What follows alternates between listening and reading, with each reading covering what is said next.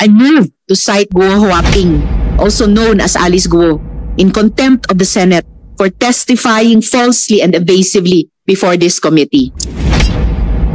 Alice Guo, ladies and gentlemen, is continuing to lie to this committee despite glaring evidence that she is a Chinese national named Guo Huaping, whose father, Jian Zhongguo, is Chinese, based on her own declaration in this committee, and whose mother, Lin Wenyi, is also Chinese, based on her own declarations in bank documents, by the way, verified by the AMLAC. This is a blatant defiance of the legislative's constitutional power of inquiry. Lumalabas na pinaglalaroan mo ang aming batas, pinapaikot mo ang mga Pilipino.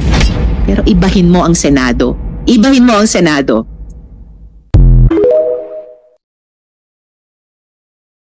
I move to cite Guo Huaping, also known as Alice Guo, in contempt of the Senate for testifying falsely and evasively before this committee. Alice Guo, ladies and gentlemen, is continuing to lie to this committee despite glaring evidence that she is a Chinese national named Guo Huaping, whose father, Jian Zhongguo, is Chinese, based on her own declaration in this committee, and whose mother, Lin Wenyi, is also Chinese, based on her own declarations in bank documents, by the way, verified by the AMLAC. This is a blatant defiance of the legislative's constitutional power of inquiry. Lumalabas na pinaglalaroan mo ang aming batas, pinapaikot mo ang mga Pilipino. Pero ibahin mo ang Senado. Ibahin mo ang Senado.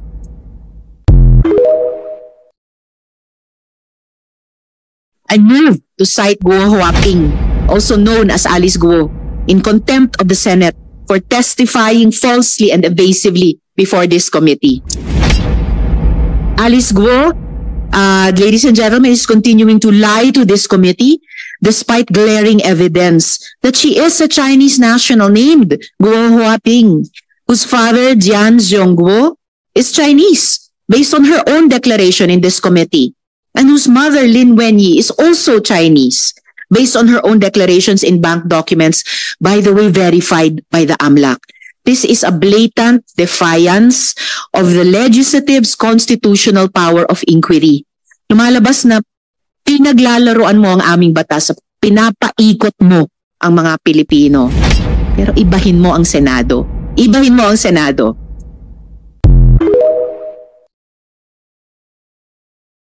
I move to cite Guo Huaping, also known as Alice Guo, in contempt of the Senate for testifying falsely and evasively before this committee. Alice Guo, ladies and gentlemen, is continuing to lie to this committee despite glaring evidence that she is a Chinese national named Guo Huaping, whose father, Jian Zhongguo, is Chinese, based on her own declaration in this committee, and whose mother, Lin Wenyi, is also Chinese, based on her own declarations in bank documents, by the way, verified by the AMLAC. This is a blatant defiance of the legislative's constitutional power of inquiry.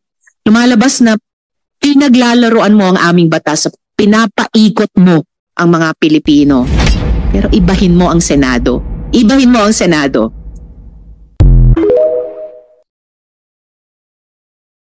I move to cite Guo Huaping, also known as Alice Guo, in contempt of the Senate for testifying falsely and evasively before this committee. Alice Guo, ladies and gentlemen, is continuing to lie to this committee despite glaring evidence that she is a Chinese national named Guo Huaping, whose father, Jian Zhongguo, is Chinese, based on her own declaration in this committee, and whose mother, Lin Wenyi, is also Chinese, based on her own declarations in bank documents, by the way, verified by the AMLAC.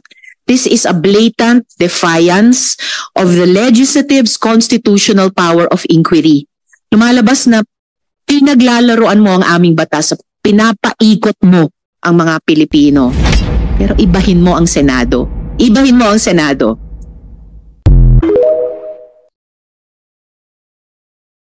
I move to cite Guo Huaping, also known as Alice Guo, in contempt of the Senate for testifying falsely and evasively before this committee.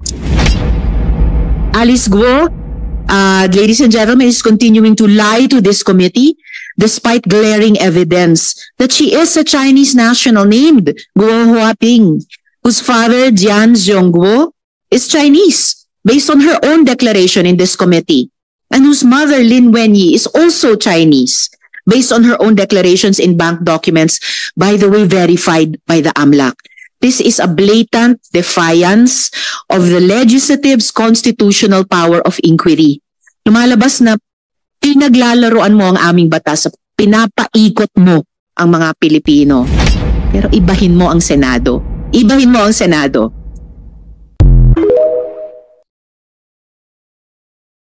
I move to cite Guo Huaping, also known as Alice Guo, in contempt of the Senate for testifying falsely and evasively before this committee. Alice Guo, ladies and gentlemen, is continuing to lie to this committee despite glaring evidence that she is a Chinese national named Guo Huaping, whose father, Jian Zhongguo, is Chinese, based on her own declaration in this committee, and whose mother, Lin Wenyi, is also Chinese, based on her own declarations in bank documents, by the way, verified by the AMLAC. This is a blatant defiance of the legislative's constitutional power of inquiry. Lumalabas na pinaglalaroan mo ang aming batas, pinapaikot mo ang mga Pilipino. Pero ibahin mo ang Senado. Ibahin mo ang Senado.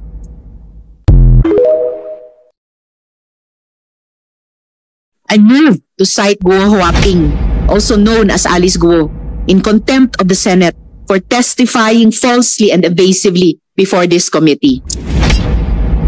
Alice Guo, ladies and gentlemen, is continuing to lie to this committee despite glaring evidence that she is a Chinese national named Guo Huaping, whose father, Jian Zhongguo, is Chinese, based on her own declaration in this committee, and whose mother, Lin Wenyi, is also Chinese, based on her own declarations in bank documents, by the way, verified by the AMLAC.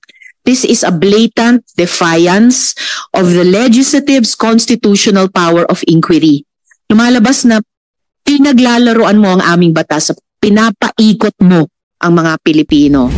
Pero ibahin mo ang Senado. Ibahin mo ang Senado.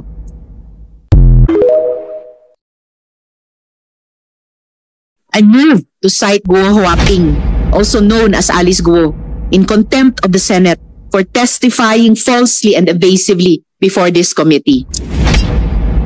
Alice Guo, ladies and gentlemen, is continuing to lie to this committee despite glaring evidence that she is a Chinese national named Guo Huaping, whose father, Jian Zhongguo, is Chinese, based on her own declaration in this committee, and whose mother, Lin Wenyi, is also Chinese, based on her own declarations in bank documents, by the way, verified by the AMLAC. This is a blatant defiance of the legislative's constitutional power of inquiry. Lumalabas na pinaglalaroan mo ang aming batas, pinapaikot mo ang mga Pilipino. Pero ibahin mo ang Senado. Ibahin mo ang Senado.